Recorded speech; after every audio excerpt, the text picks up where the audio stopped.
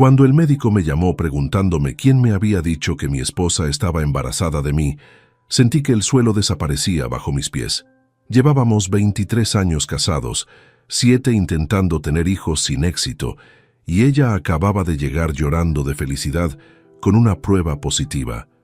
Lo que yo no sabía entonces era que mi propia esterilidad médicamente comprobada convertiría esa bendición en la traición más calculada que jamás imaginé posible. Antes de continuar, suscríbete al canal, activa la campanita, porque todos los días tenemos nuevas historias. Deja tu like y cuéntanos en los comentarios desde qué ciudad nos estás viendo. Mi nombre es Miguel Sánchez Ruiz, tengo 52 años y trabajo como ingeniero civil desde hace casi 3 décadas. Durante 23 años y 4 meses exactos, pensé que tenía un matrimonio sólido con Beatriz Herrera Costa, profesora de historia en un instituto público de las afueras de Madrid. Nos conocimos en 1999 en una boda común. Ella tenía 25 años y yo 29. Nos casamos 2 años después en una ceremonia íntima con apenas 40 invitados. Los primeros 16 años fueron exactamente lo que cualquier persona llamaría felices. Trabajábamos duro, viajábamos 2 veces al año, cenas los viernes, películas los domingos. Beatriz era cariñosa, atenta, siempre tenía la cena lista cuando yo llegaba tarde de las obras. Yo le llevaba flores sin motivo, recordaba nuestro aniversario. La escuchaba hablar sobre sus alumnos problemáticos durante horas. Éramos ese tipo de pareja que los amigos señalaban diciendo, quiero lo que ellos tienen.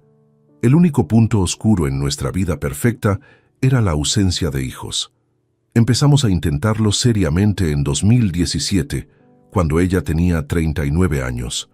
Al principio fue relajado, natural, sin presión, pero mes tras mes, año tras año, las pruebas negativas comenzaron a pesar. Beatriz lloraba cada vez que le llegaba el periodo. Yo la abrazaba diciéndole que teníamos tiempo, que éramos jóvenes todavía, que sucedería cuando tuviera que suceder. Visitamos 3 especialistas diferentes entre 2018 y 2019. Nos hicieron pruebas exhaustivas a ambos. Recuerdo perfectamente una tarde de noviembre de 2019, sentado en la sala de espera de la clínica Ruber Internacional, mientras esperábamos resultados de mis análisis más recientes. Beatriz sostenía mi mano, nerviosa, mordiéndose el labio inferior como siempre hacía cuando estaba ansiosa. El doctor Héctor Campos, urólogo con más de 30 años de experiencia, nos llamó a su consultorio. Lo que no supe entonces, lo que descubriría años después de la forma más devastadora posible, es que ese día el médico me diagnosticó con azoospermia completa causada por secuela de orquite bacteriana que tuve años atrás y nunca traté adecuadamente. 0 espermatozoides viables, esterilidad permanente e irreversible. Pero yo no recuerdo esa conversación, no recuerdo al médico explicándome nada, y hay una razón para eso que descubriría mucho después. Seguimos intentando naturalmente hasta mediados de 2022. Beatriz mencionaba ocasionalmente la adopción, pero yo seguía optimista, diciendo que la naturaleza tenía sus tiempos. Trabajaba largas horas supervisando la construcción de un complejo residencial en Pozuelo de Alarcón. Llegaba a casa exhausto, cerca de las 22 horas, la mayoría de las noches. Los fines de semana me desplomaba en el sofá. Reconozco ahora que dejé de estar presente emocionalmente en algún momento. Mi mente estaba siempre en planos, presupuestos, reuniones con contratistas. Beatriz comenzó a tomar cursos pedagógicos los sábados desde marzo de 2023. Decía que el instituto ofrecía formación continua para profesores, que era obligatorio para mantener su plaza. Salía a las 8 de la mañana, volvía a las 19 horas. Yo aprovechaba esos sábados para adelantar trabajo o jugar golf ocasionalmente con colegas. Nunca cuestioné nada. ¿Por qué lo haría? Confiaba en ella ciegamente. Entonces llegó el martes 14 de noviembre de 2023, fecha que jamás olvidaré. Yo estaba revisando presupuestos en mi oficina en casa cuando escuché la puerta principal abrirse violentamente a las 17:30. Beatriz entró corriendo. el rostro empapado en lágrimas, sosteniendo algo en su mano derecha. Por un momento terrible, pensé que había pasado algo horrible, que alguien había muerto. «Miguel, Miguel, amor», gritó desde el pasillo. Corrí hacia ella alarmado. Me abrazó con fuerza inusitada, sollozando contra mi pecho. «¿Qué pasó? ¿Estás bien?», le pregunté asustado, sosteniéndola por los hombros. Ella se separó ligeramente y me mostró lo que tenía en la mano. Una prueba de embarazo digital con la palabra embarazada claramente visible en la pantalla. Me quedé completamente congelado. «Vamos a ser padres, amor. Después de 7 años, finalmente vamos a ser padres». Mi reacción fue de shock puro, luego explosión de alegría. La abracé levantándola del suelo, ambos llorando y riendo al mismo tiempo. 7 años esperando ese momento. 7 años de decepciones, de pruebas negativas, de esperanzas destruidas mes tras mes. Y finalmente, cuando ya casi habíamos perdido la esperanza, el milagro que tanto habíamos pedido. Esa noche brindamos con agua con gas, en copas de champán. Beatriz estaba radiante, más hermosa que nunca, acariciándose el vientre constantemente. Hablamos de nombres, de convertir mi oficina en habitación del bebé, de avisar a nuestras familias. Yo ya imaginaba enseñándole a mi hijo a jugar fútbol, llevándola en bicicleta por el parque, leyéndole cuentos antes de dormir. Pero había algo casi imperceptible en el comportamiento de Beatriz que mi mente registró sin procesar conscientemente. Un nerviosismo sutil cuando sugerí acompañarla al médico al día siguiente. «No, amor, ya tengo cita en una clínica privada muy buena que me recomendó una compañera del instituto», dijo rápidamente. «Quiero hacer todos los controles allí. Tienen mejor equipo. Y quiero darte la sorpresa perfecta cuando veamos al bebé en la primera ecografía clara. Déjame organizar todo, ¿sí?». Insistió tanto que acepté, pensando que era su forma de controlar la situación después de años de no tener control sobre su fertilidad. Pero esa urgencia, esa necesidad de mantenerme alejado de los chequeos médicos, debería haberme alertado. En ese momento solo vi a una mujer emocionada queriendo sorprender a su esposo. No vi lo que realmente era. Una mujer desesperada protegiendo una mentira que estaba a punto de explotar en nuestras caras de la forma más devastadora imaginable. 3 semanas pasaron en una nube de felicidad ilusoria. Beatriz iba sola a sus citas en la clínica privada cada martes y jueves por la tarde. Volvía siempre con sonrisas y actualizaciones. «El bebé está perfecto, amor. El doctor dice que todo va muy bien. Ya mide casi 2 centímetros». Yo absorbía cada palabra como si fueran gotas de agua en el desierto, después de años de sequía emocional. Mi teléfono móvil sonó un miércoles 6 de diciembre a las 11:40 de la mañana, mientras revisaba planos estructurales en la obra de Pozuelo, número desconocido de Madrid. Normalmente no contestaba llamadas sin identificar, pero algo me hizo deslizar el dedo sobre la pantalla. «¿Señor Miguel Sánchez Ruiz?», preguntó una voz masculina formal, profesional. «Sí, soy yo». «¿Quién habla?». «Soy el doctor Héctor Campos, urólogo de la clínica Ruber Internacional. Disculpe que lo llame directamente a su móvil, pero conseguí su número de los formularios donde usted aparece como contacto médico autorizado de su esposa Beatriz Herrera. Necesito hablar con usted urgentemente sobre un asunto delicado. ¿Podría venir a mi consultorio esta tarde? Digamos a las 18 horas. Es importante que venga solo». El tono de su voz me produjo un escalofrío inmediato. «¿Le pasó algo a Beatriz? ¿Algo con el embarazo?», pregunté sintiendo pánico instantáneo. Hubo una pausa larga, incómoda. «Señor Sánchez, prefiero no hablar de esto por teléfono. Por favor, venga esta tarde. Es sumamente importante». Cancelé mis reuniones del resto del día. Las siguientes 6 horas fueron tortura pura. Mi mente creaba escenarios terribles, complicaciones del embarazo, enfermedades congénitas, riesgos para Beatriz. Llamé a mi esposa 3 veces, pero no contestó, probablemente dando clases. Le dejé mensaje diciendo que tenía junta tardía y llegaría después de las 20 horas. Llegué a la clínica Ruber Internacional a las 17:50. La recepcionista me hizo pasar directamente al consultorio del doctor Campos en el 3er piso. Era un hombre de unos 62 años, cabello completamente blanco, gafas de marco grueso, expresión seria. Me indicó que me sentara en la silla frente a su escritorio de caoba oscura. «Señor Sánchez, lo que voy a decirle es difícil», comenzó, entrelazando sus dedos sobre la mesa. Su esposa vino hace 2 semanas solicitando atención prenatal. Cuando revisé su historial médico conjunto aquí en la clínica, encontré algo que me generó profunda preocupación. Abrió una carpeta manila y sacó varios documentos. «Usted estuvo aquí en noviembre de 2019 para estudios de fertilidad. ¿Lo recuerda?» «Vagamente», respondí.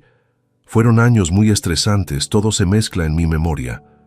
«Los resultados fueron concluyentes, señor Sánchez». Giró uno de los papeles hacia mí. Vi mi nombre completo, mi fecha de nacimiento, el logo de la clínica. «Usted tiene azoospermia completa causada por secuela de orquite bacteriana. 0 espermatozoides viables en 3 muestras consecutivas. Esterilidad masculina total e irreversible». Las palabras entraron a mis oídos, pero mi cerebro tardó varios segundos en procesarlas. ¿Qué significa eso exactamente? El médico me miró con una mezcla de compasión y incomodidad profesional. «Significa que usted es biológicamente incapaz de embarazar a una mujer desde hace al menos 5 años, posiblemente más. Es imposible médicamente que su esposa esté embarazada de usted». El consultorio comenzó a dar vueltas. Sentí náusea violenta subiendo por mi garganta. «Tiene que haber un error. Los laboratorios se equivocan. Quizás mezclaron mis muestras con las de otro paciente». Revisé personalmente los 3 análisis. Todos tienen su nombre, su número de identificación, sus datos biométricos. No hay error posible. Sacó otros documentos. «Además, aquí están los ultrasonidos de seguimiento que hicimos en enero y marzo de 2020, confirmando atrofia testicular severa bilateral. Las imágenes son inequívocas». Pero entonces, ¿por qué no me lo dijeron en ese momento? ¿Por qué no recuerdo que me explicaran esto? El doctor Campos suspiró pesadamente. «Esa es precisamente la razón de mi llamada». Revisé las notas de mi colega que lo atendió entonces, el doctor Álvaro Prieto, quien se jubiló el año pasado. En sus anotaciones menciona que programó cita para darles los resultados a ambos, pero que solo asistió su esposa. Ella vino sola, escuchó el diagnóstico completo, firmó el acuse de recibo de los documentos y específicamente solicitó que no se le mencionara nada a usted, porque ella lo manejaría con cuidado en casa. Mi colega, ingenuamente, accedió pensando que ella quería protegerlo del impacto emocional. La habitación se estrechó a mi alrededor. «Espere, ¿está diciendo que Beatriz supo hace 4 años que yo era estéril y nunca me lo dijo?» «Exactamente. Y ahora ella está embarazada», lo cual plantea una pregunta obvia y devastadora.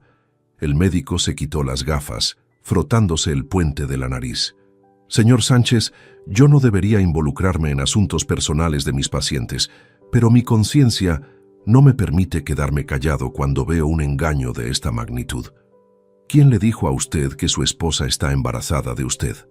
No pude responder. Mi garganta se había cerrado completamente. Las imágenes de las últimas 3 semanas pasaron como película en mi mente. Beatriz llorando de felicidad, los planes para el bebé, su insistencia en ir sola a las citas, su nerviosismo cuando yo ofrecía acompañarla. «Le voy a dar copias certificadas de todos estos documentos», continuó el médico, metiendo papeles en un sobre manila. «Lo que haga con esta información es su decisión. Pero como profesional médico y como ser humano, sentí que usted tenía derecho a saber la verdad. Lo siento profundamente». Tomé el sobre con manos temblorosas. Salí del consultorio como zombi, bajé en el ascensor sin registrar nada a mi alrededor, llegué a mi coche en el estacionamiento subterráneo, me senté detrás del volante sin encender el motor durante casi 40 minutos, simplemente mirando el sobre manila en el asiento del copiloto como si fuera una bomba activada. Mi primer instinto fue llamar a Beatriz inmediatamente, gritarle, exigir explicaciones. Saqué mi teléfono, marqué su número. Mi dedo temblaba sobre el botón de llamada. Pero algo me detuvo. Una voz fría y racional en algún rincón de mi mente susurró: «No, todavía no sabes cuán profundo es esto. Necesitas más información antes de mostrar tus cartas». Colgué sin llamar. Respiré profundo varias veces, tratando de controlar el temblor en mis manos. Si Beatriz me había mentido durante 4 años sobre mi esterilidad, si estaba embarazada de otro hombre y planeaba hacerme creer que era mío, entonces esto era más grande que una simple infidelidad. Esto era una conspiración calculada, fría, elaborada durante años. Y si era así de profundo, necesitaba saber exactamente con quién me estaba enfrentando antes de confrontarla. Porque la mujer que había vivido conmigo durante 23 años, aparentemente, nunca existió. Y yo necesitaba descubrir quién diablos era realmente la persona que dormía a mi lado cada noche. Encendí el motor y conduje a casa en piloto automático. Eran las 19:20 cuando llegué. Beatriz estaba en la cocina preparando pasta, tarareando una canción, acariciándose el vientre. Me miró con esa sonrisa radiante que ahora me producía náusea. «¿Cómo estuvo tu día, amor?», preguntó inocentemente. «Largo», respondí, forzando una sonrisa que dolía físicamente. «Muy largo. Esa noche no pude dormir. Me quedé mirando el techo de nuestro dormitorio, escuchando la respiración tranquila de Beatriz a mi lado. Ella dormía profundamente, una mano sobre su vientre, completamente relajada. Yo estaba rígido como tabla, cada músculo tenso, mi mente reproduciendo los últimos 4 años como si fueran archivos de video que nunca había visto correctamente hasta ahora. A las 4 de la madrugada me levanté sin hacer ruido, fui a mi oficina y cerré la puerta. Encendí la lámpara del escritorio y saqué mi agenda personal donde había guardado el sobre manila del Dr. Campos. Volví a leer cada documento, cada número, cada fecha. Azoospermia, desde 2019. Beatriz lo supo en enero de 2020. Hoy era diciembre de 2023. Casi 4 años de mentiras.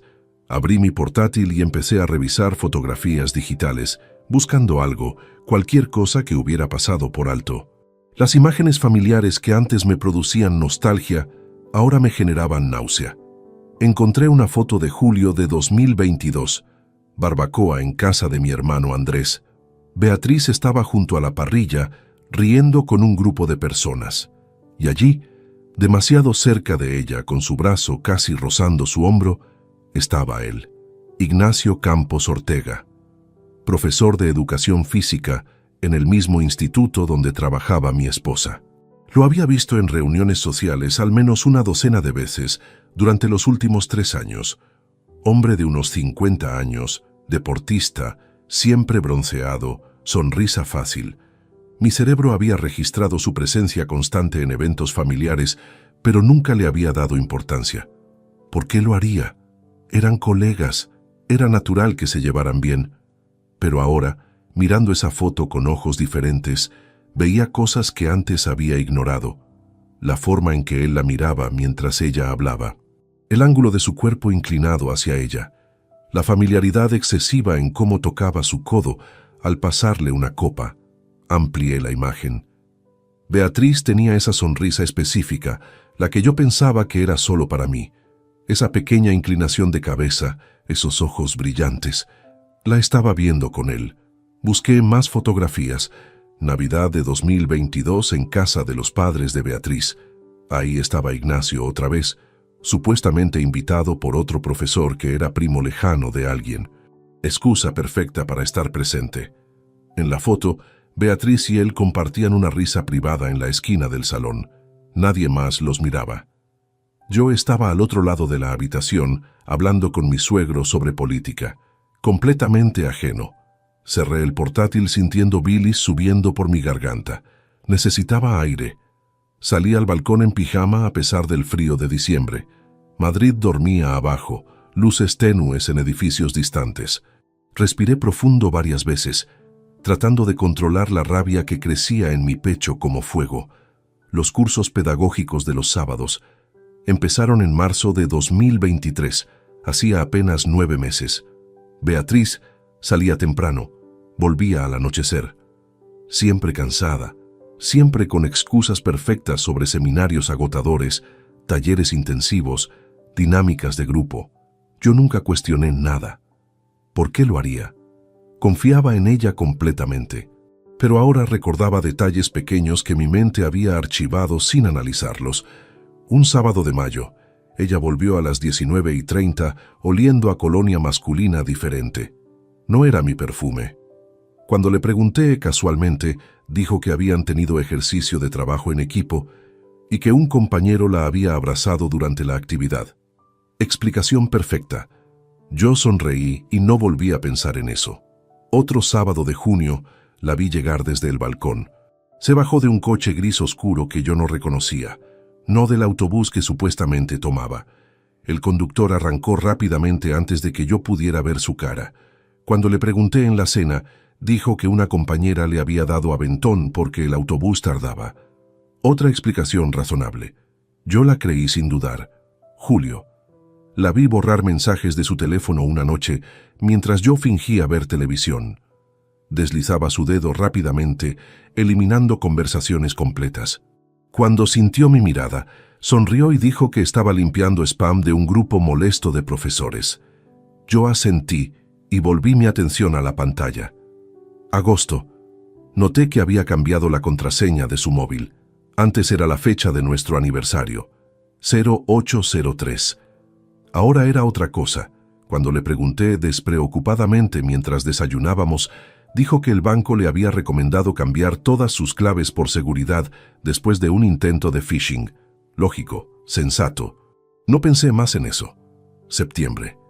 Encontré recibo de restaurante italiano caro en el bolsillo de su abrigo mientras lo llevaba a la tintorería. Cuenta para 2 personas. Total de 130 euros. Cuando le mencioné, dijo que había sido cena de despedida de una profesora que se jubilaba, que todos pusieron dinero. Le creí. Octubre. Su teléfono sonó a las 22:40 mientras ella estaba en la ducha. La pantalla mostró Nacho con emoji de balón de fútbol. Mensaje que decía, mañana mismo lugar, misma hora. Cuando salió del baño le comenté que le había llegado mensaje. Ella revisó tranquilamente y dijo que era sobre préstamo de material deportivo para clase conjunta. Yo no sospeché nada. Cada pieza individual era inocente. Cada explicación tenía sentido perfecto. Pero ahora, viendo el mosaico completo, la imagen era devastadoramente clara. No habían sido coincidencias.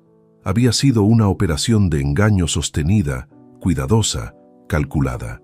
Y yo había sido el idiota perfecto que se tragó cada mentira sin masticar. Volví a entrar a la oficina y abrí nuestros extractos bancarios online. Teníamos cuenta conjunta desde que nos casamos. Yo ganaba significativamente más como ingeniero, pero siempre mantuvimos finanzas compartidas por transparencia. O eso pensaba yo. Empecé a revisar movimientos de los últimos 18 meses. Ahí estaba. Cargo recurrente mensual de 650 euros a Academia Dante, curso italiano online. Se empezó en mayo de 2022, 18 meses atrás. Ella nunca mencionó estar aprendiendo italiano. Nunca la escuché practicar. Nunca vi materiales de estudio. Hice búsqueda rápida. Academia Dante no existía como entidad registrada en España. 650 euros mensuales por 18 meses, 11.700 euros. Casi 12.000 euros, que desaparecieron en pagos fantasmas, mientras yo trabajaba 70 horas semanales pensando que estábamos ahorrando para tratamientos de fertilidad que nunca funcionarían porque yo era estéril y ella lo sabía perfectamente. El sol empezaba a salir cuando finalmente cerré la computadora. Había pasado la noche entera revisando archivos de nuestra vida, desenterrando mentiras que estaban enterradas justo frente a mis ojos. Beatriz se despertaría en 1 hora. Desayunaríamos juntos como siempre. Ella me preguntaría sobre mis planes del día. Yo sonreiría y actuaría normal. Porque ahora entendía algo crucial. Si confrontaba prematuramente, ella negaría todo, destruiría evidencias, me haría parecer paranoico y celoso. Necesitaba más que memorias reinterpretadas y sospechas. Necesitaba pruebas concretas irrefutables, documentadas. Necesitaba saber exactamente cuán profundo era el agujero antes de arrastrarla al fondo conmigo. Ignacio Campos Ortega. Ese nombre ahora estaba grabado en mi mente. Y antes de terminar esto, sabría exactamente qué papel jugaba él en la destrucción de mi matrimonio. El lunes siguiente llegué a la obra más temprano que nunca. A las 7 de la mañana estaba en mi oficina provisional del complejo residencial en Pozuelo, tomando café solo mientras observaba a los obreros preparar materiales para la jornada. Necesitaba distancia física de Beatriz para pensar con claridad. Necesitaba ayuda profesional. Llamé a Fernando Díaz, compañero ingeniero con quien había trabajado en proyectos de Valencia años atrás. Él había pasado por divorcio complicado en 2021, donde su ex esposa intentó ocultar bienes. Contestó al tercer tono. «Fernando, necesito nombre de tu investigador privado», dije sin preámbulos. Hubo silencio breve al otro lado. «¿Miguel? ¿Qué pasó? Prefiero no hablar por teléfono. Solo necesito el contacto». Me dio nombre y número de Rodrigo Santana, detective con oficina en Chamberí que había trabajado su caso. «Es discreto, eficiente y no hace preguntas innecesarias», dijo Fernando. «Cobra 200 euros por día más gastos, pero vale cada céntimo». Esa misma tarde, a las 18 horas, estaba sentado frente a Rodrigo en su oficina de la calle Alonso Cano. Era hombre de unos 45 años, complexión promedio. El tipo de persona que desaparece en multitudes. Perfecto para vigilancia. Le expliqué la situación sin dramatismos. Esposa embarazada, yo estéril desde hace años. Ella lo sabía y nunca me dijo. Sospechoso principal era colega suyo llamado Ignacio Campos Ortega. Le mostré fotos de ambos, dirección del instituto donde trabajaban, horarios aproximados. Necesito pruebas fotográficas de infidelidad, documentación de encuentros, seguimiento de movimientos, dije firmemente. Todo legal, todo admisible en corte si llega el caso. Rodrigo tomó notas en tablet sin levantar la vista. Tarifa estándar más anticipos para gastos de gasolina y equipo, mínimo una semana de vigilancia intensiva. Si hay algo, lo encontraré. Si no hay nada, se lo diré honestamente y le ahorraré dinero. Le pagué 3.000 euros en efectivo como anticipo. Nos dimos la mano. Una cosa más, agregué antes de irme. Mi esposa es inteligente. Si sospecha que la están vigilando, destruirá evidencias. Necesito máxima discreción. Señor Sánchez, llevo 15 años en este negocio. Nadie sabe que existo hasta que entrego el sobre con las fotos. Durante los siguientes 20 días, viví doble vida perfectamente calibrada. En casa era el esposo atento y emocionado por el embarazo. Preguntaba sobre las citas médicas de Beatriz, escuchaba sus planes para decorar la habitación del bebé, acariciaba su vientre antes de dormir, sintiendo repulsión interna mientras sonreía externamente. Ella no notó nada diferente. Yo siempre había sido bueno controlando mis emociones en situaciones de alta presión. Negociaciones difíciles con contratistas me habían entrenado para esto. Rodrigo me enviaba reportes diarios por correo cifrado desde cuenta anónima. El primer día confirmó identidades y rutinas básicas. Segundo día ubicó el vehículo de Ignacio, un Renault Megane gris metalizado, matrícula que anoté mentalmente. Tercer día lo siguió desde el instituto hasta cafetería en Moncloa, donde tomaron café durante hora y media, sentados muy cerca, manos rozándose sobre la mesa. El quinto día llegó la bomba. Rodrigo envió mensaje corto. Confirmado. Apartamento privado. Enviando coordenadas. Dirección en calle Príncipe de Vergara. Edificio antiguo sin portero. Tercer piso. Ignacio llegó primero a las 15:30. Beatriz llegó a las 16 horas exactas. Ese sábado que supuestamente tenía curso pedagógico. Entraron juntos. Salieron a las 19:10. Ella peinándose, él ajustándose la camisa. Las fotografías eran devastadoramente claras. Ignacio abriendo la puerta del edificio, Beatriz entrando detrás mirando alrededor nerviosamente, ambos saliendo horas después con esa expresión satisfecha inconfundible. Rodrigo había capturado incluso el momento en que Ignacio se inclinaba para besarla rápidamente en los labios antes de separarse en direcciones opuestas. «Esto se repite cada sábado desde que comencé la vigilancia», escribió Rodrigo en su reporte. «Patrón consistente, mismo lugar, mismos horarios. Nivel de confort indica relación establecida, no affair nuevo».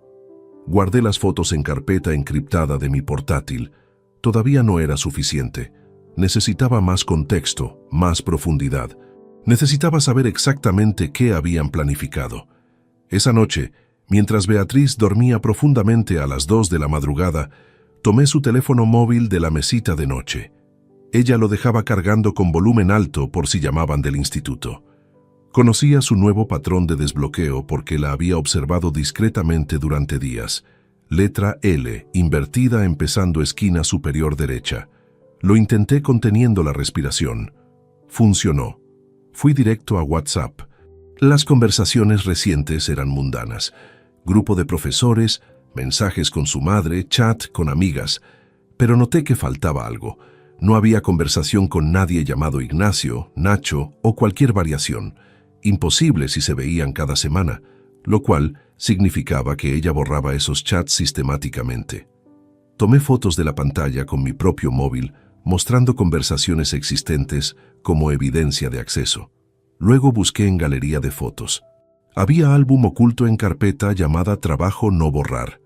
Dentro, encontré selfies de ella y él en ese apartamento, en la cama, semidesnudos, sonriendo. Fechas en los metadatos: mayo, junio, julio de 2023. Meses de evidencia fotográfica que ella guardaba como trofeos. Fotografié cada imagen con mi teléfono, manos temblando de rabia contenida. Luego devolví todo exactamente como estaba y coloqué su móvil de vuelta en la mesita. Salí del dormitorio sin hacer ruido y me encerré en el baño. Vomité todo lo que tenía en el estómago. Al día siguiente, contacté a técnico forense que Rodrigo recomendó. Se llamaba Alberto Ruiz, especialista en recuperación de datos digitales. Le expliqué que necesitaba recuperar mensajes borrados del teléfono de mi esposa. Me dio software específico e instrucciones detalladas. Necesitará acceso físico al dispositivo durante al menos 30 minutos sin interrupciones, explicó Alberto. El programa extrae datos eliminados del caché y memoria residual. Legal siempre que el dispositivo esté bajo contrato familiar compartido, que es su caso. Esperé otra semana hasta que Beatriz tuviera junta pedagógica después de clases. Me dijo que llegaría a las 22 horas. Yo salí de la obra temprano, llegué a casa a las 18:30. Ella había dejado su teléfono cargando en el dormitorio. Llevó el móvil viejo de emergencia a la reunión. Conecté su smartphone a mi portátil y ejecuté el programa. La barra de progreso avanzaba lentamente mientras yo caminaba en círculos por la oficina, sudando frío. 38 minutos después, el programa completó extracción. Desconecté todo, devolví el teléfono a su lugar exacto. Esa noche, después de que Beatriz llegara y se durmiera, revisé los archivos recuperados. Miles de mensajes eliminados entre ella e Ignacio mi amor, con emoji de corazón. Conversaciones que se remontaban hasta abril de 2022. Casi 2 años de comunicación constante. Leí durante horas, cada mensaje era puñalada, pero uno en particular me heló la sangre. Con fecha 9 de noviembre de 2023, 5 días antes de que ella me dijera que estaba embarazada. Ya está, amor. La prueba salió positiva. Voy a decirle hoy que es suyo. Miguel es tan ingenuo que se lo creerá sin dudar. Llevamos años intentando tener hijos. Esto va a atarlo a mí para siempre. Seguí leyendo los mensajes recuperados hasta que amaneció. No pude parar. Era como observar accidente automovilístico en cámara lenta, sabiendo que no podía hacer nada para detenerlo porque ya había sucedido. Cada conversación revelaba capas más profundas de traición que yo no había imaginado posibles. Encontré intercambio de mensajes con fecha 30 de agosto de 2022. Beatriz escribió: encontré algo en tu cajón del escritorio hoy mientras buscaba facturas. Análisis médicos viejos de la clínica Ruber. Dice que eres estéril desde hace años. ¿Por qué nunca me dijiste? Mi corazón dejó de latir por segundo completo. Ella había encontrado mis resultados médicos hace más de un año. Yo los guardaba en carpeta con documentos importantes. Nunca pensé que los buscaría. La respuesta que yo nunca escribí porque nunca supe de esos resultados ahora existía solo en los mensajes eliminados de otra persona. Pero lo peor vino después.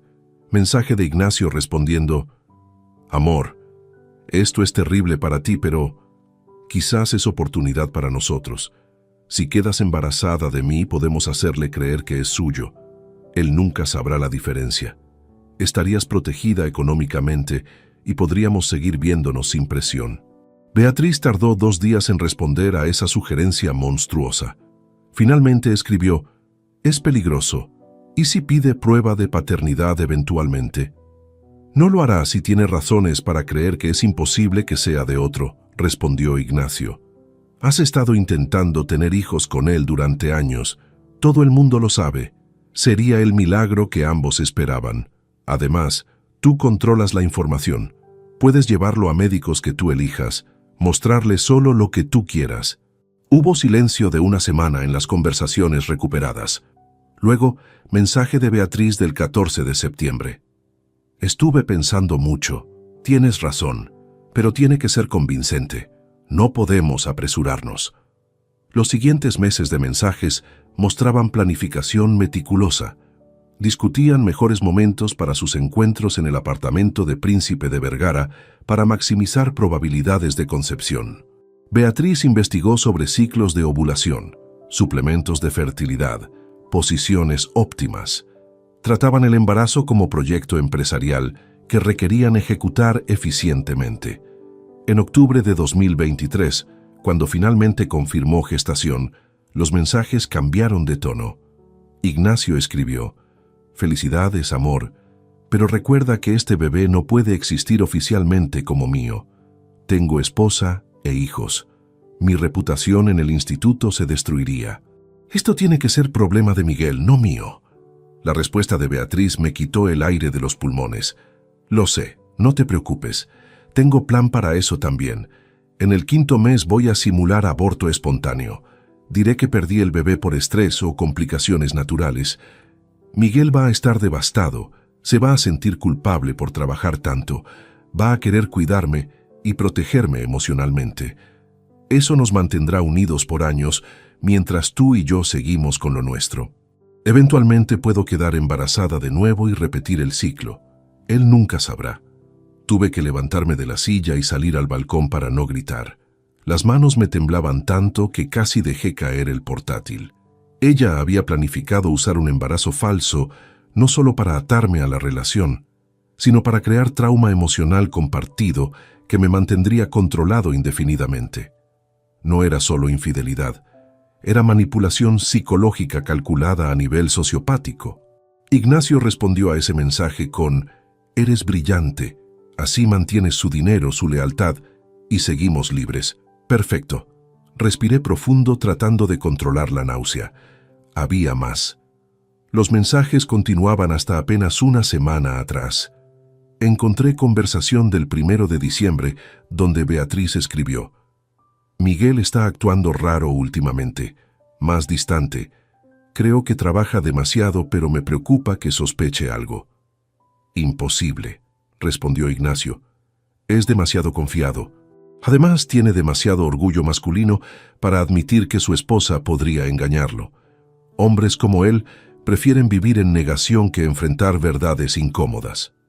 Esa fue la gota que derramó el vaso. Me subestimaban completamente. Me veían como idiota útil cuya única función era proveer estabilidad económica mientras ellos se divertían a mis espaldas. Pensaban que yo era demasiado estúpido o demasiado orgulloso para ver la verdad, aunque estuviera frente a mis ojos. Imprimí cada mensaje relevante en la oficina de la obra al día siguiente. 300 páginas de conversaciones que documentaban no solo la infidelidad, sino la conspiración completa. Las guardé en caja fuerte que mantenía en mi oficina, junto con las fotografías de Rodrigo y los documentos médicos del doctor Campos. Pero todavía necesitaba una pieza más del rompecabezas. Necesitaba confirmar la parte financiera. Esos pagos mensuales de 650 euros a la inexistente Academia Dante tenían que ir a alguna parte.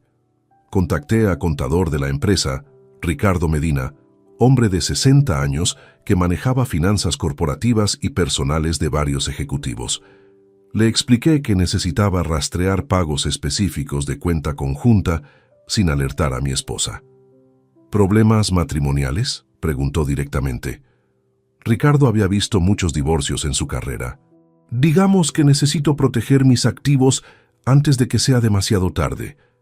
Me ayudó a rastrear los pagos. La supuesta Academia Dante era en realidad transferencia mensual a cuenta personal registrada a nombre de Empresa Fachada, Servicios de Consultoría Educativa S.L. Investigación adicional mostró que esa empresa estaba registrada a nombre de Ignacio Campos Ortega. Beatriz le había estado pagando 650 euros mensuales durante 18 meses. 11.700 euros directamente de nuestra cuenta conjunta a la cuenta de su amante. Esencialmente, yo había estado financiando su affair sin saberlo. Ricardo, necesito que hagas algo más, dije durante nuestra reunión en su oficina de Gran Vía. Necesito trasladar todos mis activos individuales a cuentas separadas, herencia de mi padre, bonos de la empresa, ahorros prematrimoniales, todo lo que legalmente me pertenece solo a mí. ¿Cuándo? Ayer.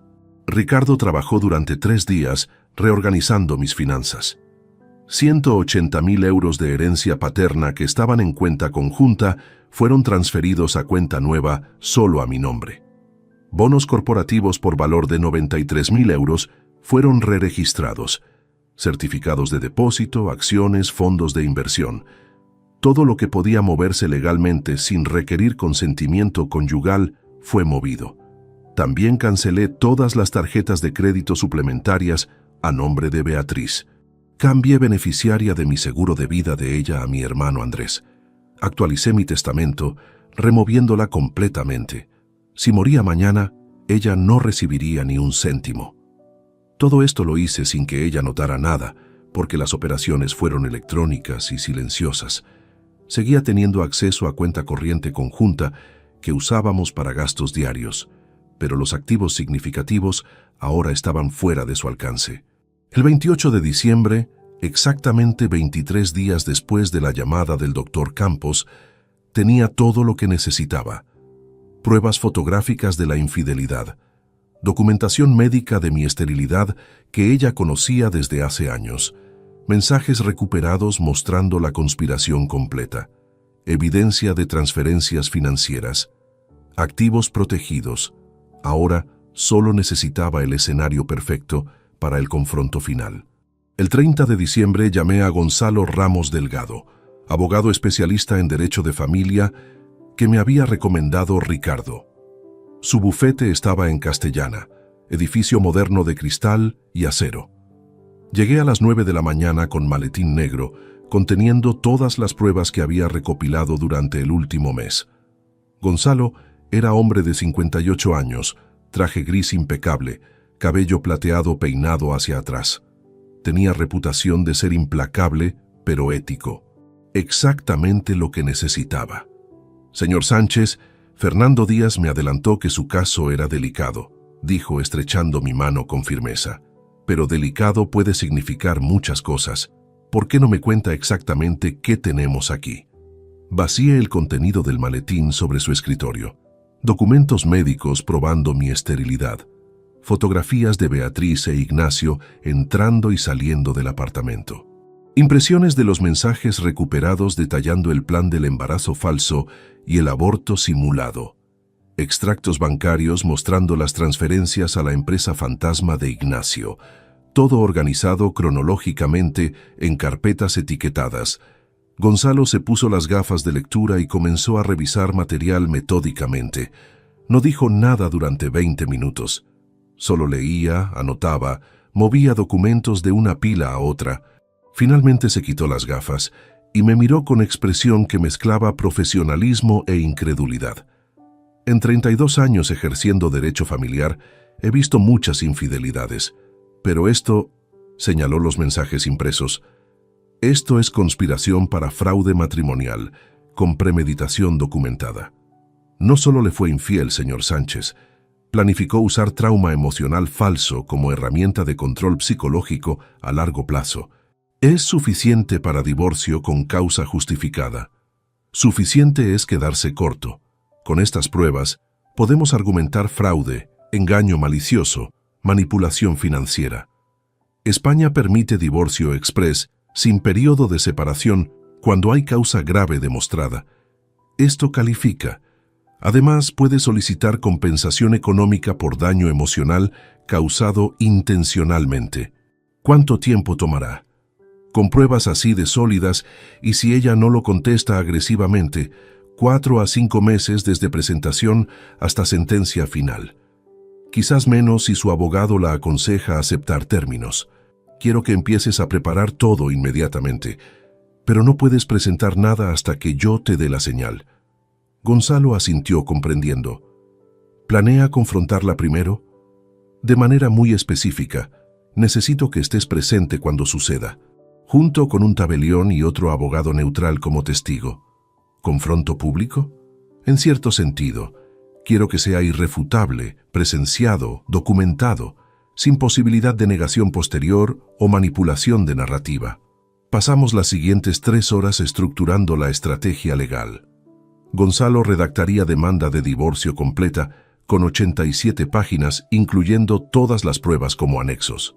Prepararíamos acuerdo de liquidación de bienes favorable a mí, basado en el engaño comprobado. Solicitaríamos que ella pagara multa compensatoria de 9.800 euros por fraude emocional, cantidad calculada para ser significativa, pero no tan alta que un juez la considerara punitiva excesiva. El apartamento de 380.000 euros en Chamartín, ¿cuándo lo adquirió? Preguntó Gonzalo revisando escrituras. Marzo de 2018, 2 años antes de casarnos. Está solo a mi nombre, herencia parcial de mi padre. Entonces es bien privativo, no ganancial. Ella no tiene derecho legal sobre él. Eso simplifica las cosas considerablemente. También revisamos cada activo. Muebles, vehículos, cuentas de ahorro. El coche era de 2020. Técnicamente bien ganancial, pero de valor modesto. Podía quedárselo. Los muebles se dividirían equitativamente.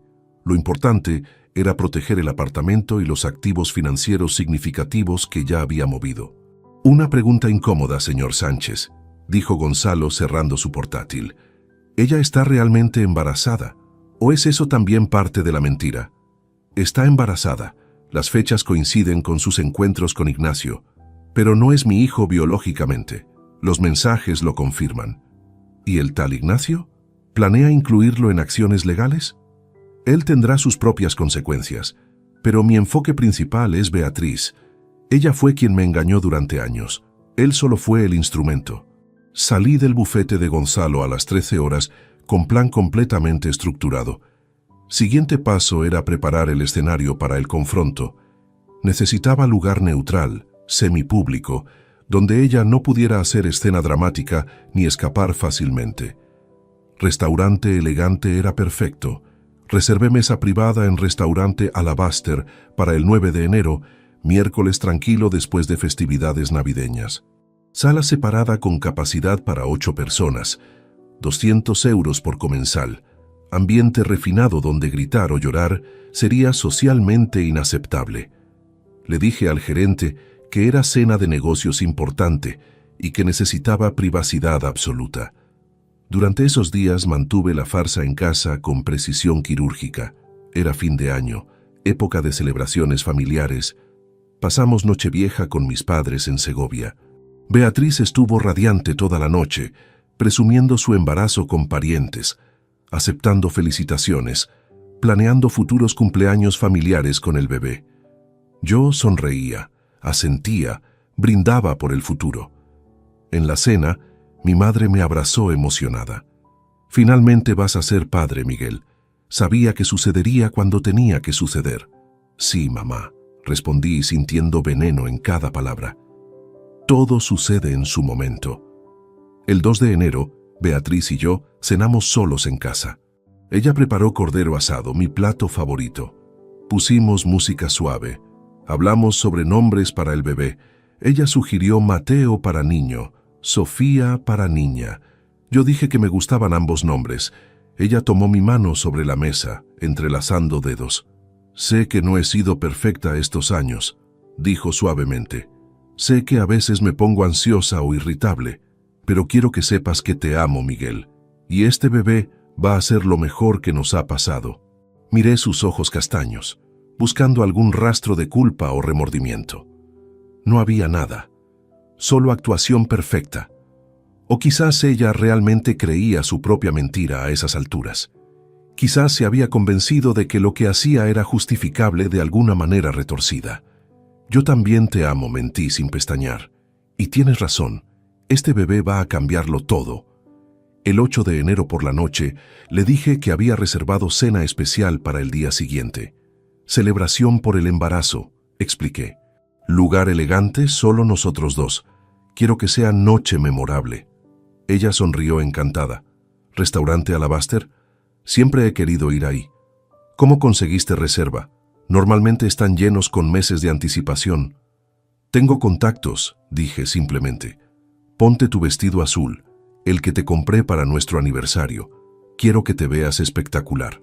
Esa noche, mientras ella dormía, revisé por última vez todos los documentos en la caja fuerte de mi oficina. Todo estaba listo. Gonzalo vendría con Marta Silva, abogada neutral que actuaría como testigo imparcial. Antonio Ferrer, tabelión certificado, documentaría todo oficialmente. Rodrigo Santana contactaría a Ignacio con pretexto falso para traerlo al restaurante 30 minutos después de nuestro inicio. Mañana, la vida de Beatriz colapsaría completamente. Y yo estaría ahí, calmado y controlado, viendo cómo se desmoronaba el castillo de mentiras que había construido sobre los cimientos de mi confianza destruida. El 9 de enero amaneció con cielo despejado sobre Madrid. Temperatura de 8 grados, sol invernal brillando sobre asfalto húmedo de lluvia nocturna.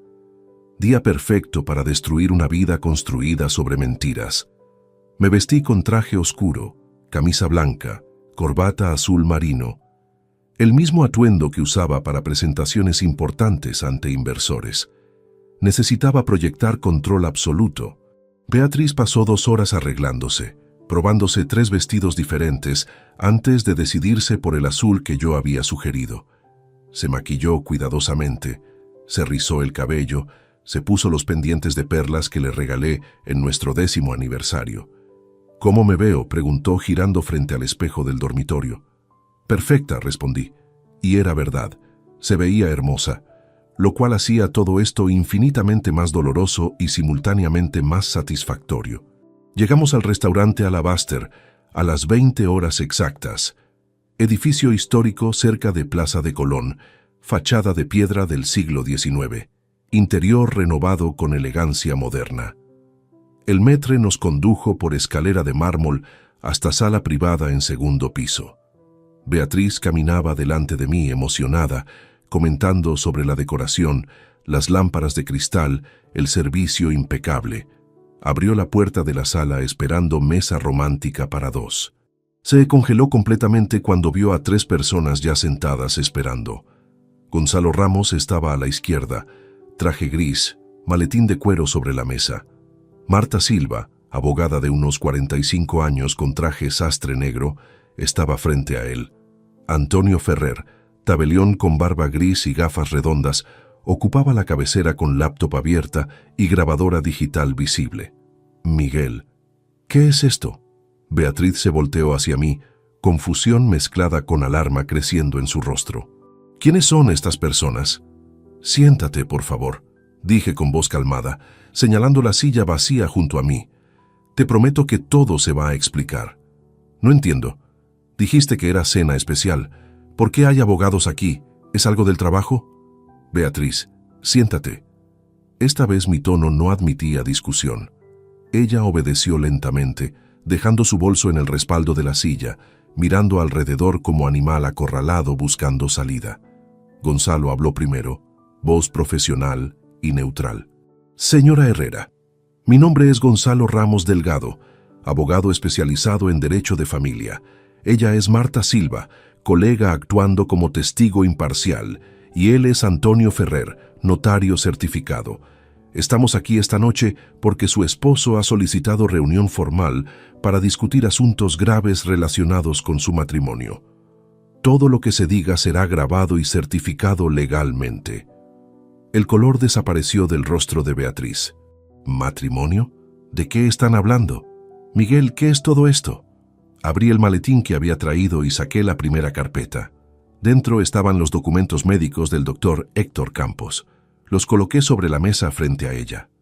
Estos son resultados de análisis de fertilidad realizados en noviembre de 2019 en la clínica Ruber Internacional. Comencé manteniendo tono uniforme, casi clínico. Como puedes ver, confirman azospermia completa. Esterilidad masculina total e irreversible, fechados hace 5 años. Beatriz tomó los papeles con manos temblorosas. Sus ojos recorrieron las líneas, las cifras, los sellos oficiales. Yo no sabía. Eso sería cierto, interrumpí suavemente. Excepto por esto. Saqué segunda carpeta. Acuse de recibo firmado por ti en enero de 2020, donde confirmaste haber recibido copia completa de estos resultados. El doctor Álvaro Prieto, quien se jubiló el año pasado, documentó que viniste sola a recibir el diagnóstico y específicamente pediste que no me lo mencionaran porque lo manejarías tú misma con cuidado. Ella abrió la boca, pero no salieron palabras. Solo sonido ahogado, respiración acelerada. Durante 4 años, continué, mi voz manteniéndose firme aunque sentía temblor interno. Supiste que yo era biológicamente incapaz de embarazarte. 4 años en los que seguimos intentando tener hijos, mientras tú sabías perfectamente que era imposible. Miguel, yo puedo explicar, empezó ella, pero Gonzalo levantó la mano cortésmente. Señora Herrera, le sugiero que escuche todo antes de responder. Hay más. Saqué tercera carpeta, fotografías a color de 8 por 10 centímetros. Beatriz entrando al edificio de Príncipe de Vergara. Beatriz saliendo horas después con Ignacio. Ignacio besándola rápidamente en los labios en la esquina. Fechas estampadas en cada imagen. Octubre, noviembre, diciembre de 2023. Ella miró las fotos como si fueran serpientes venenosas. Esto no es lo que parece, ¿no? Abrí cuarta carpeta, la más gruesa. Entonces quizás puedas explicar estos mensajes de WhatsApp recuperados entre tú e Ignacio Campos Ortega. Conversaciones eliminadas sistemáticamente de tu teléfono durante los últimos 2 años. Empecé a leer en voz alta, despacio, dejando que cada palabra cayera como martillo sobre yunque. Ya está, amor. La prueba salió positiva. Voy a decirle hoy que es suyo.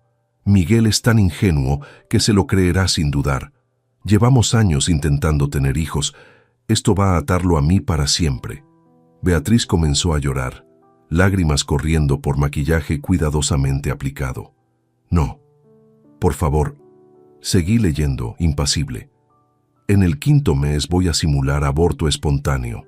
Diré que perdí el bebé por estrés o complicaciones naturales. Miguel va a estar devastado. Se va a sentir culpable por trabajar tanto. Va a querer cuidarme y protegerme emocionalmente. Basta. Por favor. Basta, sollozó ella, cubriéndose el rostro con ambas manos. ¿Quieres que pare?, pregunté, mi voz finalmente mostrando filo de acero. Muy bien. Entonces admite todo ahora, frente a estos testigos. Admite que has estado teniendo affair con Ignacio Campos durante 2 años. Admite que quedaste embarazada intencionalmente de él. Admite que planificabas simular aborto para mantenerme controlado emocionalmente. Admite que me has mentido, manipulado y robado durante años. Marta Silva deslizó caja de pañuelos hacia Beatriz sin decir palabra. El silencio en la sala era absoluto, excepto por sollozos entrecortados de mi esposa. Finalmente, abrí la última carpeta. Extractos bancarios marcando transferencias mensuales a Servicios de Consultoría Educativa S.L., empresa registrada a nombre de Ignacio. 11.700 euros, dije, de nuestra cuenta conjunta directamente a su cuenta. Esencialmente, Yo he estado financiando tu traición con mi propio dinero. Antonio Ferrer tecleaba silenciosamente en su laptop, documentando cada revelación, cada reacción. La grabadora digital parpadeaba luz roja constante. Beatriz levantó su rostro devastado, máscara de rímel corrido. «Miguel, por favor, déjame explicar. No fue así». «Entonces dime», respondí cruzando brazos. «Explícame cómo fue, porque desde donde estoy sentado parece bastante claro». Pero antes de que pudiera responder, mi teléfono vibró. Mensaje de Rodrigo Santana. «En camino. 5 minutos». Sonreí por primera vez en toda la noche. «Antes de que expliques, creo que deberíamos esperar a una persona más. Alguien que tiene tanto que ver con esta historia como tú». Los 5 minutos más largos de mi vida transcurrieron en silencio pesado. Beatriz lloraba silenciosamente, limpiándose el rostro con pañuelos que se deshacían en sus manos temblorosas. Gonzalo revisaba documentos adicionales con expresión imperturbable. Marta Silva tomaba notas en tablet. Antonio Ferrer verificaba niveles de grabación. Yo simplemente esperaba, observando a mi esposa derrumbarse lentamente como edificio, con cimientos podridos. La puerta de la sala privada se abrió. Un camarero joven entró disculpándose. «Perdón por interrumpir, señores. Hay un caballero abajo preguntando por el señor Sánchez. Dice que tiene cita urgente sobre asunto del Instituto Velázquez. Dile que suba, por favor». Respondí sin apartar la mirada de Beatriz. Ella se había congelado al escuchar Instituto Velázquez. Sus ojos se abrieron enormemente, comprendiendo lo que estaba a punto de suceder. «No», susurró ella. «Miguel, no. Por favor, no hagas esto». «¿Hacer qué, Beatriz? ¿Confrontar al padre de tu hijo? ¿Al hombre con quien has estado acostándote durante 2 años en apartamento que él paga con mi dinero? ¿Por qué no debería hacerlo?» Pasos resonaron en el pasillo exterior. La puerta se abrió completamente. Ignacio Campos Ortega entró con expresión confundida. Camisa azul clara, pantalones beige, chaqueta de cuero marrón sobre el brazo. Sus ojos barrieron la habitación, registrando primero a los desconocidos, luego a mí, finalmente a Beatriz, llorando en su silla. Su rostro pasó de confusión a comprensión, a pánico puro en 3 segundos exactos. «¿Qué? Beatriz, ¿qué está pasando aquí?» Su voz salió estrangulada, aguda. «Señor Campos, qué bueno que pudo venir», dije con cortesía helada. «Por favor, tome asiento. Estábamos justamente hablando sobre usted». Intentó retroceder hacia la puerta, pero Rodrigo Santana apareció detrás bloqueando la salida, brazos cruzados, expresión neutral. Ignacio no tenía escape físico. Tampoco tendría escape emocional o moral. «Yo tengo que irme, me llamaron por error. No sé qué es esto». «Siéntate, Ignacio». Mi voz cortó el aire como cuchillo. No fue sugerencia, fue orden. Algo en mi tono lo hizo obedecer automáticamente, cayendo en silla vacía junto a Beatriz. Ella no lo miraba, mantenía la vista clavada en la mesa, sollozando. Gonzalo tomó la palabra con profesionalismo implacable. «Señor Campos, soy Gonzalo Ramos, abogado. Esta es reunión formal documentada por notario. Le sugiero que responda honestamente a las preguntas que se le harán. Cualquier mentira quedará registrada y puede usarse legalmente en su contra». El color abandonó el rostro de Ignacio. «No tengo que responder nada. No tienen derecho». «Tienes razón», interrumpí desplegando nuevas fotografías sobre la mesa. Fotos de él y Beatriz en el apartamento, entrando juntos, besándose, saliendo, ajustándose ropa. «No tienes que responder nada. Las imágenes hablan por sí mismas. Pero tengo curiosidad sobre algo. ¿Cuándo planeabas decirle a tu esposa sobre tu hijo?» Ignacio abrió y cerró la boca como pez fuera del agua. «Nosotros, eso no es tu hijo?» Saqué impresión del mensaje donde Beatriz confirmaba el embarazo. «Porque aquí tu novia dice claramente que está embarazada de ti. ¿O acaso tienes tantas amantes que ya no recuerdas cuál quedó preñada?» «¡Cállate!», explotó finalmente, golpeando la mesa con palma abierta. Los vasos de agua temblaron. No sabes nada. Tú trabajabas todo el tiempo, la dejabas sola. Ella necesitaba atención. Ah, entonces es mi culpa, dije con calma venenosa. Trabajar 70 horas semanales para mantener hogar, pagar hipoteca, cubrir gastos de tratamientos de fertilidad inútiles. Todo eso justifica que te acostaras con mi esposa durante 2 años y la embarazaras intencionalmente. No fue intencional, gritó Ignacio perdiendo completamente el control. Fue accidente. Ella dijo que tomaba píldoras. Beatriz finalmente levantó la cabeza, mirándolo con horror absoluto. ¿Qué acabas de decir? Ups, dije con sonrisa fría. Parece que tu cómplice acaba de contradecir tu historia, Beatriz, porque según los mensajes que leí, el embarazo fue planificado meticulosamente. Calculaste ovulación, tomaste suplementos, coordinaste encuentros específicos para maximizar probabilidades de concepción. Ignacio se volvió hacia Beatriz, realmente viéndola por primera vez. ¿Planificaste esto? ¿Me usaste para quedar embarazada intencionalmente? Dijiste que querías estar conmigo. Dijiste que me amabas, sollozó ella. Necesitaba asegurarme de que no me abandonarías. Yo tengo esposa, tengo 2 hijos. Nunca dije que dejaría a mi familia.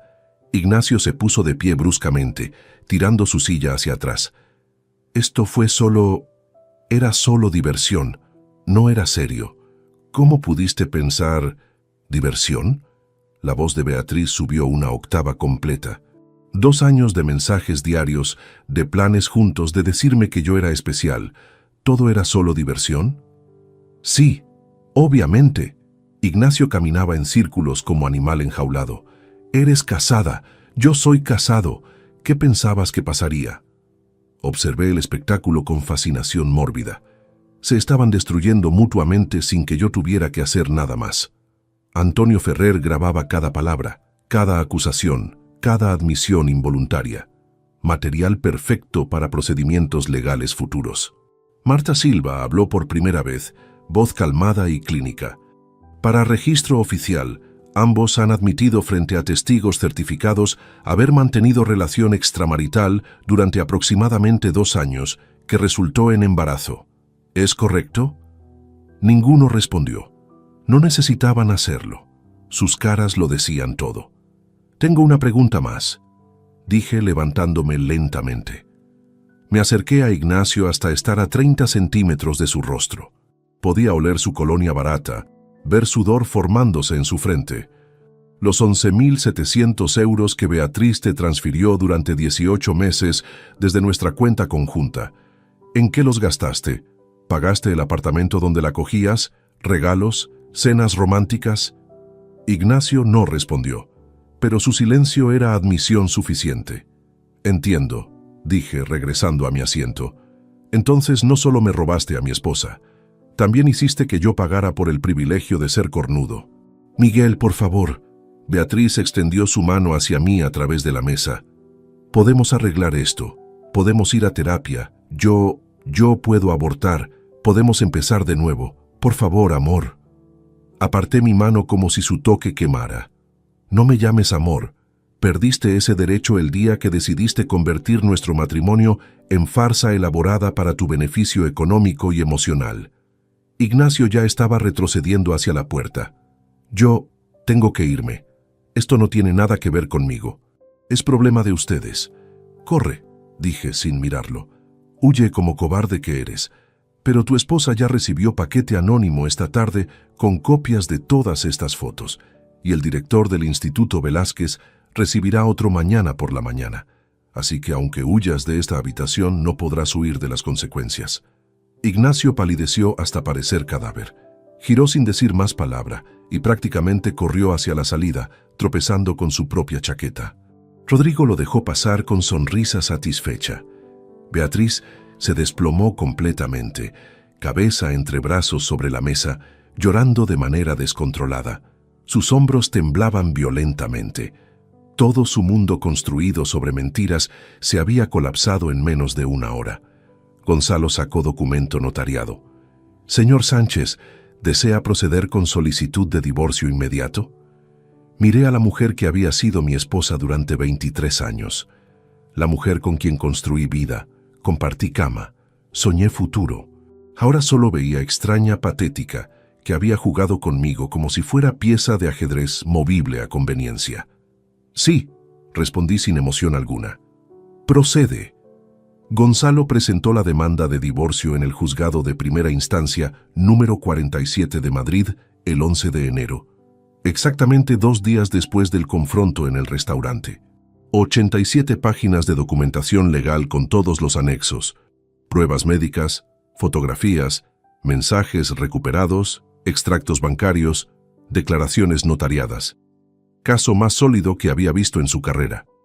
Beatriz contrató a Marta Silva como su representante legal después de que 3 abogados diferentes rechazaran su caso al revisar las pruebas. Marta aceptó principalmente por profesionalismo, no porque creyera tener alguna posibilidad de ganar.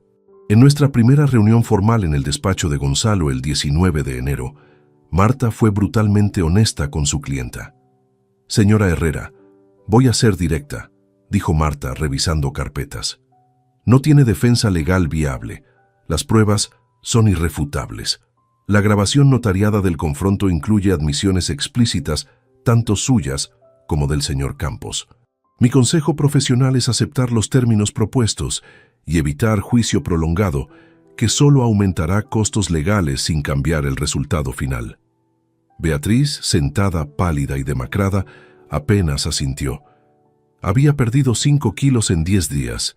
Círculos oscuros bajo sus ojos mostraban noches sin dormir. Ya no era la mujer radiante que había sido semanas atrás. Era sombra rota de lo que fue. Los términos eran claros y no negociables. Yo conservaba el apartamento de 380.000 euros en Chamartín, por ser bien privativo adquirido antes del matrimonio con herencia paterna. Los muebles se dividirían equitativamente, cada quien tomando lo que necesitara para establecer hogares separados. El coche Seat León de 2020, valorado en 12.000 euros, sería para ella como gesto de generosidad mínima. La cuenta de ahorros conjunta con 23.000 euros se dividiría 50-50. Pero ella debía pagarme multa compensatoria de 9.800 euros por fraude emocional comprobado, cantidad que Gonzalo había calculado basándose en precedentes legales españoles donde engaño deliberado justificaba compensación económica. Básicamente, explicó Gonzalo durante reunión privada conmigo, recibirá 11.500 de la división de ahorros, pagará 9.800 de multa, quedándose con 1.700 netos más el vehículo. Considerando la magnitud del engaño, es generoso.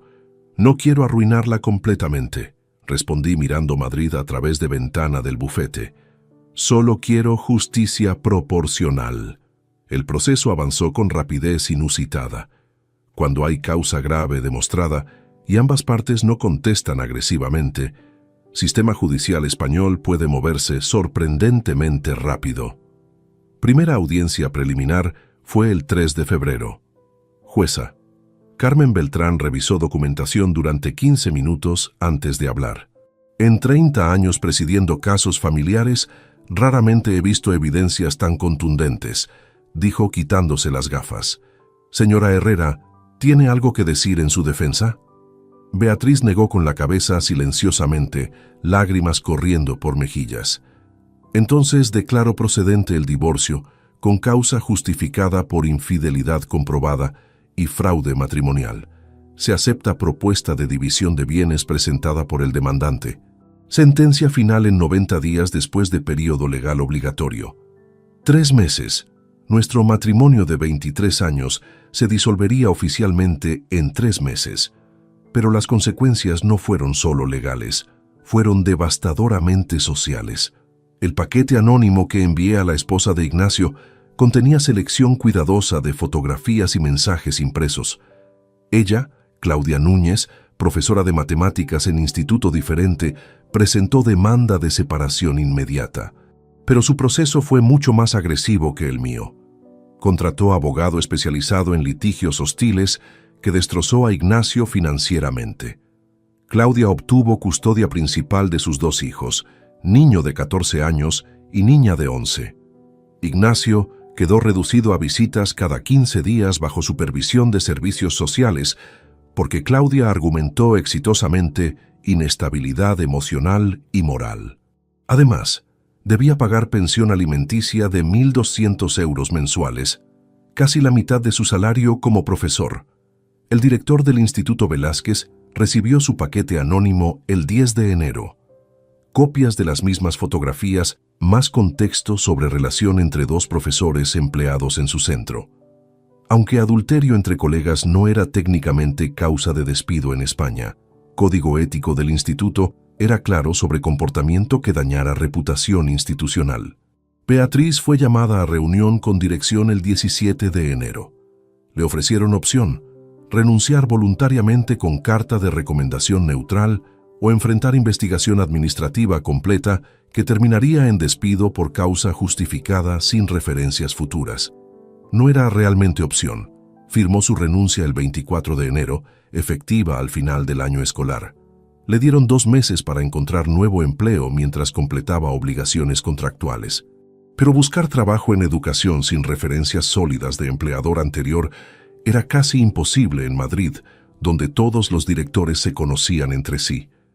Ignacio enfrentó destino similar, pero peor. Padres de alumnos habían descubierto escándalo a través de rumores entre profesores. Iniciaron petición formal exigiendo su remoción por comportamiento inmoral incompatible con educación de menores. 230 firmas. El director no tuvo opción. Ignacio fue suspendido con investigación administrativa en curso, probablemente terminando en despido en semanas. Recibí estas actualizaciones a través de contactos indirectos, no porque las buscara activamente. Madrid es grande, pero círculos profesionales son pequeños. Las noticias viajan. Entretanto, yo continué trabajando normalmente. El complejo residencial en Pozuelo estaba entrando en fase crítica de acabados. Necesitaba supervisión constante. El trabajo era refugio perfecto, lugar donde podía enfocar mente en problemas concretos, con soluciones tangibles. Calcular cargas estructurales, revisar instalaciones eléctricas, coordinar contratistas, cosas que tenían sentido, que seguían reglas predecibles. El 5 de mayo, sentencia de divorcio fue oficialmente ratificada. Matrimonio disuelto, bienes divididos según acordado. Beatriz tendría que pagar los 9.800 euros en 3 cuotas mensuales de 3.266 euros cada una. Primer pago vencía 15 de junio. Firmamos documentos finales en oficina notarial sin mirarnos directamente. Ella estaba visiblemente embarazada ahora, casi 6 meses, vientre prominente bajo vestido holgado negro.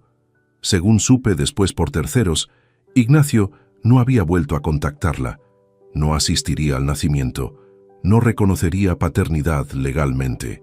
El niño sería hijo de madre soltera oficialmente. Salí de la notaría sintiendo mezcla extraña de alivio y vacío. Justicia había sido servida completamente. Ella había perdido matrimonio, trabajo, estabilidad económica, reputación. Yo había recuperado mi dignidad y mi libertad, pero 23 años no desaparecen con firma en documento legal. Los recuerdos permanecen, las cicatrices quedan, y la pregunta que me perseguiría durante meses: ¿en qué momento exacto la mujer que amé se convirtió en extraña que me traicionó tan calculadamente? La oferta llegó 3 semanas después de firmado el divorcio. Email corporativo del director regional en Barcelona. Expansión de operaciones en Cataluña requería ingeniero senior con experiencia en proyectos residenciales complejos. Salario base más 18.000 euros anuales que mi posición actual. Apartamento corporativo incluido durante primer año. Incorporación inmediata si aceptaba. No lo pensé 2 veces. Respondí afirmativamente esa misma tarde. Mi jefe inmediato en Madrid intentó retenerme ofreciendo contraoferta, pero rechacé cortésmente. No se trataba solo de dinero. Necesitaba distancia geográfica, separación física completa de todo lo que me recordara los últimos 23 años. El 27 de mayo empaqué mi vida en 18 cajas de cartón. Muebles los vendí casi todos. El apartamento de Chamartín lo puse en alquiler a través de agencia inmobiliaria, generando ingreso pasivo de 1.400 euros mensuales. No quería venderlo todavía. Era patrimonio sólido, inversión segura. Algún día quizás volvería, pero no ahora. Barcelona me recibió con cielo azul mediterráneo y brisa salada. El apartamento corporativo estaba en diagonal, 10º piso con balcón amplio, mirando hacia Sagrada Familia en la distancia. Edificio moderno, gimnasio en planta baja, vecinos que no conocían mi historia. Aquí era simplemente Miguel Sánchez, ingeniero trasladado por trabajo. Nadie sabía sobre Beatriz, sobre Ignacio, sobre el embarazo que no era mío. El primer mes fue proceso de ajuste intenso. Nuevo equipo de trabajo, proyectos diferentes, ciudad desconocida. Trabajaba 12 horas diarias intencionalmente, llenando cada minuto libre con tareas, revisiones, reuniones. Cualquier cosa para no quedarme quieto pensando. En movimiento constante, no había espacio para memoria o dolor. Cambié mi número telefónico. No di el nuevo a nadie de Madrid, excepto mi hermano Andrés y mis padres, con instrucción específica. Bajo ninguna circunstancia, compartir esta información con Beatriz o cualquier persona asociada a ella. Pero ella encontró formas de contactarme. El primer intento llegó el 10 de junio. Email desde cuenta que yo no conocía, probablemente creada específicamente para esto, porque había bloqueado su dirección antigua en todos mis dispositivos. Miguel, por favor. Necesito hablar contigo. El bebé viene en agosto y no tengo recursos. No puedo conseguir trabajo, nadie me contrata. Los ahorros se acabaron, por favor, solo escúchame. Borré el mensaje sin responder. Segundo intento fue a través de LinkedIn 3 días después. Solicitud de conexión con mensaje adjunto. Miguel, sé que estás enojado, pero el bebé no tiene culpa de nuestros errores. Necesita pañales, ropa, pediatra. Por favor, piensa en él. Rechacé la solicitud y configuré perfil como privado. Tercer intento fue más elaborado. Mi madre me llamó el 22 de junio, voz tensa. Miguel, Beatriz vino a casa hoy. Está muy embarazada, se veía terrible. Dice que necesita hablar contigo urgentemente sobre gastos médicos del bebé. Mamá, interrumpí firmemente. Ese bebé no es mío, ella lo sabe, yo lo sé, tú lo sabes. No es mi responsabilidad financiera ni emocional. Pero hijo, es un niño inocente. Es hijo de Ignacio Campos, su amante durante 2 años. Él es el responsable, no yo. Y si él no quiere asumir, ese es problema entre ellos dos. Yo ya pagué suficiente por esta farsa. Hubo silencio largo al otro lado. Finalmente, mi madre suspiró. Entiendo. Solo parecía tan desesperada. Debió pensar en eso antes de planificar embarazarse de otro hombre mientras seguía casada conmigo. No volví a recibir llamadas de mi madre sobre el tema, pero los intentos de Beatriz continuaron por otras vías. Julio trajo mensaje a través de Gonzalo Ramos. Beatriz había contactado a mi abogado solicitando reunión para discutir arreglo amistoso de manutención voluntaria del menor. Gonzalo rechazó automáticamente, recordándole por escrito que yo no tenía obligación legal alguna hacia niño que biológicamente no era mío y que cualquier contacto futuro sería considerado acoso. En agosto recibí carta certificada en mi oficina de Barcelona. Remitente era Beatriz Herrera Costa. La secretaria me la entregó preguntando si debía abrirla. Le dije que la destruyera sin abrir. Ella obedeció metiendo el sobre directamente en trituradora de papel. Por terceros me enteré que el bebé nació el 17 de agosto.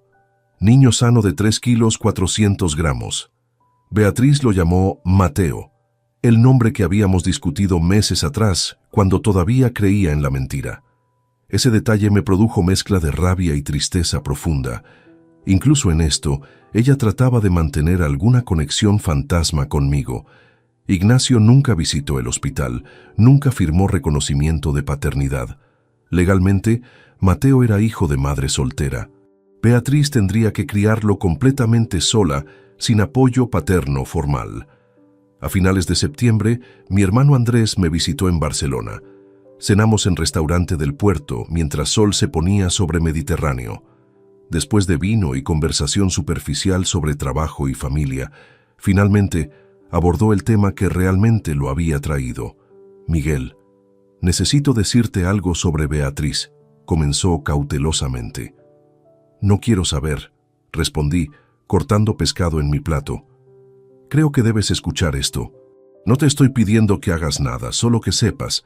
Esperó mi asentimiento silencioso antes de continuar. «La vi hace 2 semanas en supermercado cerca de tu antiguo apartamento. Está trabajando como cajera en Mercadona. Salario mínimo, 1.130 euros al mes. Vive en estudio diminuto en Tetuán que cuesta 650 de alquiler. Matemáticamente, apenas le alcanza para sobrevivir». Seguí comiendo sin mostrar reacción externa, aunque internamente sentí algo retorcerse en mi pecho. «El bebé estaba con ella en cochecito de segunda mano», continuó Andrés. «Se veía cansada, envejecida. No es la mujer que conociste, es sombra de ella. Y me cuentas esto porque eres mi hermano y te conozco. Sé que no perdonas traición, que tomaste decisión correcta al divorciarte. Pero también sé que fuiste capaz de amar intensamente durante 23 años. Solo quería que supieras que tu decisión de no ayudarla tiene consecuencias reales y permanentes. No te estoy juzgando, solo informando». Dejé los cubiertos sobre el plato. «Andrés, ella planificó durante años convertirme en padre de hijo que no era mío. Planificó simular aborto para manipularme emocionalmente. Me robó dinero, tiempo, confianza. ¿Exactamente qué esperas que sienta ahora? ¿Lástima? No espero nada», respondió tranquilamente. «Solo cumplo mi función como hermano, asegurarme de que tengas información completa antes de cerrar capítulo definitivamente. Esa noche, solo en mi apartamento barcelonés, estuve despierto hasta las 4 de la madrugada mirando luces de la ciudad. Pensando en Beatriz empujando cochecito por pasillos de supermercado, en Mateo, niño inocente que nunca pidió nacer en estas circunstancias, en justicia versus compasión. Pero al amanecer, mi decisión permanecía inquebrantable. Ella había hecho elecciones, yo también, y ahora ambos viviríamos con las consecuencias de esas elecciones por el resto de nuestras vidas.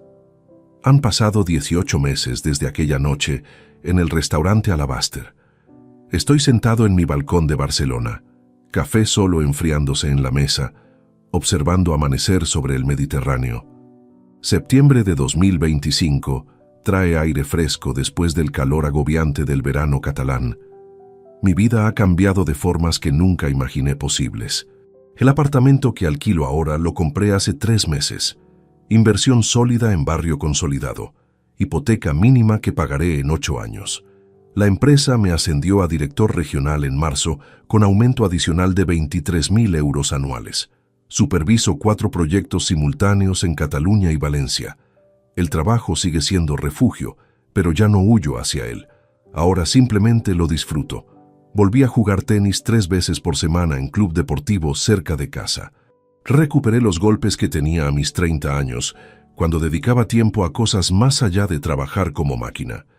Hice amistades genuinas con otros socios, hombres de mi edad con historias propias, divorciados la mayoría, que entienden sin necesidad de explicaciones prolongadas. Salí en 2 citas durante estos meses. La primera fue Desastre Cortés con arquitecta de 47 años que hablaba demasiado sobre su exmarido. La segunda fue más prometedora con ingeniera química divorciada hace 5 años. Conversadora inteligente, sin dramas aparentes. Quedamos 3 veces. Luego ella notó que yo mantenía distancia emocional infranqueable y decidió no continuar. No la culpo. Todavía no estoy listo para confiar completamente en nadie. Quizás nunca lo esté otra vez. Las noticias sobre Beatriz llegan esporádicamente a través de canales indirectos que no controlo completamente. Mi madre ocasionalmente menciona algo que escuchó de vecinos comunes. Mi hermano Andrés la cruza en supermercado cada tanto. Ex colegas míos de Madrid comentan rumores que circulan en círculos profesionales. El panorama es consistentemente desolador. Beatriz sigue trabajando como cajera en Mercadona, ganando 1.130 euros mensuales. Intentó conseguir empleo como profesora en colegios privados, academias, centros de formación. Todas rechazaron su solicitud una vez verificaban referencias. La renuncia del Instituto Velázquez bajo presión es señal roja que ningún director de recursos humanos ignora. Vive en apartamento de un dormitorio en Tetuán que cuesta 650 euros de alquiler mensual, después de deducir gastos básicos, electricidad, agua, transporte, comida, pañales. Apenas le quedan 50 euros al final de cada mes. No tiene margen para emergencias, para enfermedades, para nada inesperado. Mateo tiene ahora 13 meses. Según fotos que mi madre vio en redes sociales de conocidos comunes, es niño sano de ojos oscuros y cabello castaño. Beatriz lo cuida sola completamente. Guardería pública es su única opción porque privadas son inaccesibles económicamente.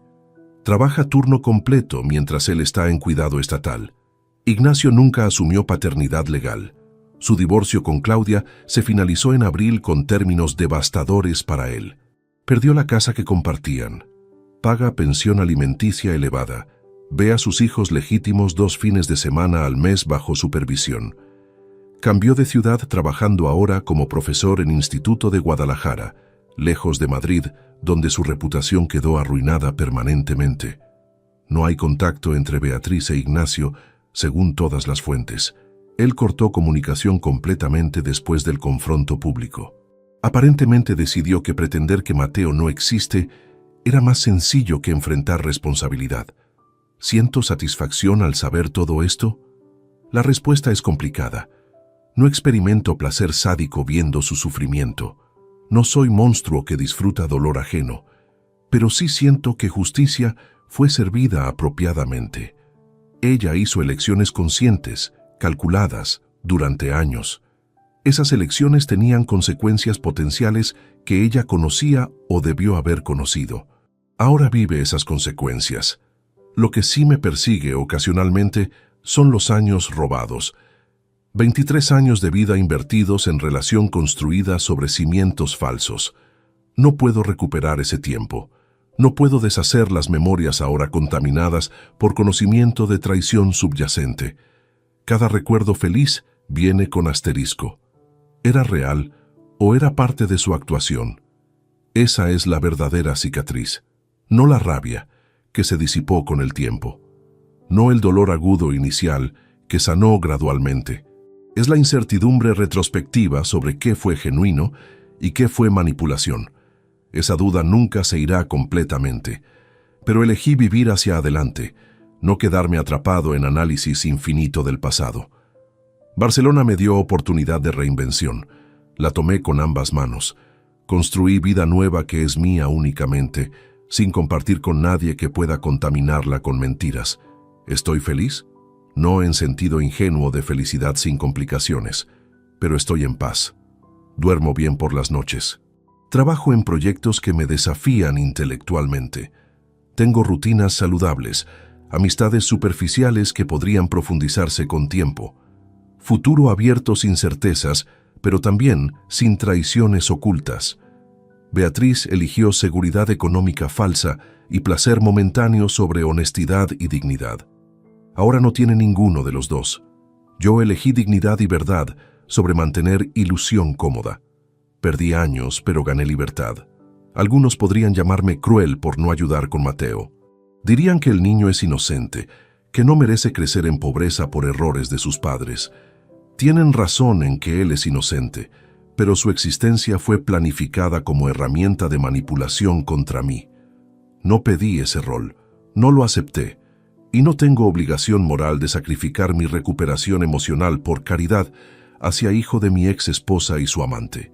Ignacio debería asumir responsabilidad. Beatriz debería haberlo pensado antes de ejecutar su plan. Entre ambos crearon esta situación. Entre ambos deben resolverla. Yo ya pagué suficiente. El sol está completamente arriba ahora. Termino mi café frío, me preparo para día de trabajo intenso. Reunión con contratistas a las 9, revisión de planos a las 11, almuerzo con inversionistas a las 13. Vida productiva y ocupada que elegí construir sobre ruinas de la anterior. Mientras cierro la puerta del apartamento y camino hacia el ascensor, pienso en algo que mi padre me dijo cuando le conté todo hace meses.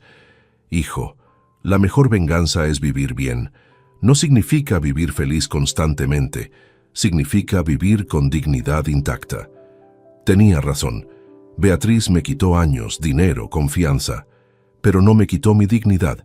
Esa la recuperé yo mismo cuando decidí enfrentarla con verdad en lugar de seguir viviendo mentira cómoda. Y esa dignidad recuperada, esa verdad dolorosa pero liberadora, vale más que cualquier falsa felicidad construida sobre arena de engaños. Si te gustó esta historia, dale like al video, suscríbete al canal y comparte tus impresiones en los comentarios. Para escuchar la próxima historia, haz clic en la caja de la izquierda. Gracias por vernos.